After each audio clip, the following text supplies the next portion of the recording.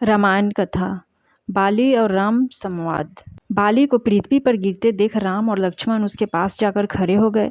जब बाली की चेतना लौटी और उसने दोनों भाइयों को अपने सम्मुख खड़े देखा तो वह कठोर शब्दों में बोला, हे रघुनंदन, आपने छिपकर जो मुझ पर आक्रमण किया उससे आपने कौन सा गुण प्राप्त कर लिया, किस महान यश का उपार्जन कर लिया। यद्यपि तारा ने सुग्रीव की ओर आपकी मैत्री के विषय में मुझे बताया था, परंतु मैंने आपकी वीरता, शौर्य, पराक्रम, धर्मपरायणता, न्यायशीलता आदि गुणों को ध्यान में रखते हुए उसकी बात मानी थी और कहा था कि न्यायशील राम कभी अन्याय नहीं करेंगे। आज मुझे ज्ञात हुआ कि आपकी मति मारी गई है। आप दिखावे के लिए धर्म का चोला पहने हुए हैं, वास्तव में आप अधर्मी हैं। आप साधु पुरुष के भेष में एक पापी है। मेरा तो आपके साथ कोई वैर भी नहीं था, फिर आपने यह क्षत्रियों को लजाने वाला कार्य क्यों किया। आप नरेश हैं। राजा के गुण साम दाम दंड भेद दान क्षमा सत्य धैर्य और विक्रम होते हैं। कोई राजा किसी निपराध को दंड नहीं देता, फिर आपने मेरा वध क्यों किया है।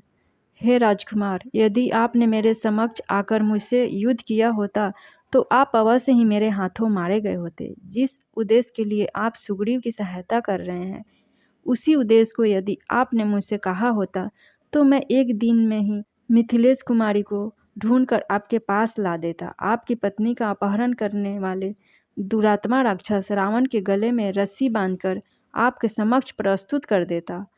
आपने अधर्म पूर्वक मेरा वध क्यों किया।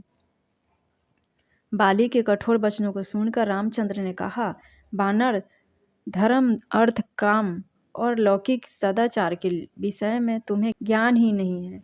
तुम अपने वानरोचित चपलतावश तुम व्यर्थ ही मुझ पर क्रोधित हो रहे हो।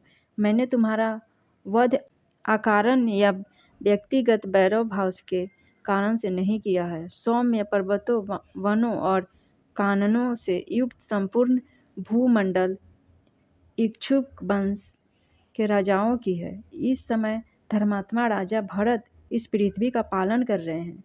उनकी आज्ञा से हम संपूर्ण पृथ्वी के विचरण करते हुए धर्म के प्रचार के लिए साधुओं की रक्षा तथा दुष्टों का दमन कर रहे हैं। तुमने अपने जीवन में काम को ही प्रधानता दिया और राजोचित मार्ग पर स्थिर नहीं रहे। छोटा भाई, पुत्र और शिष्य तीनों पुत्र तुल्य होते हैं। तुमने इस धर्माचरण को त्याग कर अपने छोटा भाई सुग्रीव की पत्नी रूमा का हरण किया, जो धर्मानुसार तुम्हारी पुत्र वधू हुई। उत्तम कुल में उत्पन्न क्षत्रियों और राजा का प्रतिनिधि होने के कारण तुम्हारे इस महापाप का दंड देना मेरा कर्तव्य था।